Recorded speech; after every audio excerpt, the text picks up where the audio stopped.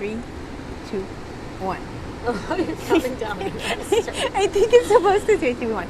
Okay, so we're at the beach and we're like literally in this lifeguard tower and we can't even get any sunlight at all and we look like completely washed out, but hopefully we can get some good footage.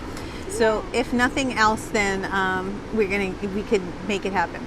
So Bri, tell me about your relationship with food.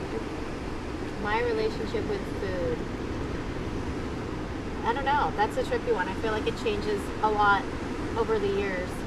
I've always been like the skinny one, like in my family, that like to eat whatever I wanted. And like, I think a lot of us, we were talking about this yesterday on the show, a lot of us grow up just like stuffing our faces, overeating. There's all the emotional things attached to food. There's all the, you have to clean your plate, all that kind of stuff. So I think a lot of us just grow up with a lot of that. And then as you get older, it's just hard to like, the thing is, I love food. I'm such a foodie, so I really, truly enjoy my food. It's an experience. You go out to eat, you get yummy food, you get wine.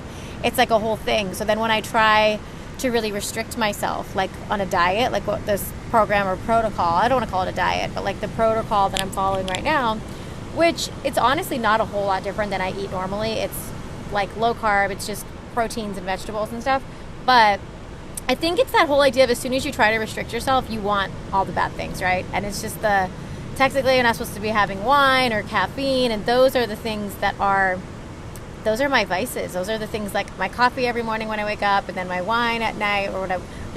I get so used to having wine on a regular basis. And I didn't realize, I guess, how much emotion is tied to even those little things, that when you can't have them, you're just like cranky and like, who even am I? And it's like, she was cranky this morning. She was legit cranky. Sorry, not sorry, because I had to deal with it, not you. Well, and we're just talking, like, I was joking about how bipolar this San Diego weather is. Like, my God, it's the most confusing weather ever experienced. Because she's not spoiled at all. All of California, honestly. And just so you know, I'm the bougie one, right?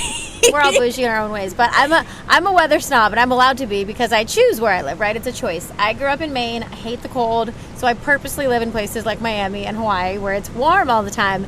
So when I come somewhere like San Diego, you have to bring 20 layers everywhere you go because sometimes you're sweating. It's literally 65 5 minutes later, you were just complaining about the same thing. I have clothes, though. No, you were like, oh my God, I'm so hot. Oh my God, I'm so cold. It's literally the most confusing weather on the planet in San Diego. It is very confusing. It's February in San Diego, so it's winter around the world. We just have to plan for that. Exactly. So tell me, we were supposed to be in Tulum right now. Our plans changed. We are going to Tulum, though. So we're going to take you on a Tulum journey. I only brought warm weather clothes, but I make it work. I bring everything I own in one suitcase. But anyway, I was going to say, we were joking this morning how the weather is just as bipolar as me, but I think all women can relate to this, or maybe men too, but like we're all just like so many emotions you go through in a day and so many little things, the food you eat, she gets super hangry. She gets hangry. Yeah, if you're hungry. She really gets hangry. There's just so many factors that can affect a mood, and it's like, it's just a good reminder that, like, you know, regardless of the external factors and what's going on, we have control of how we want to react and how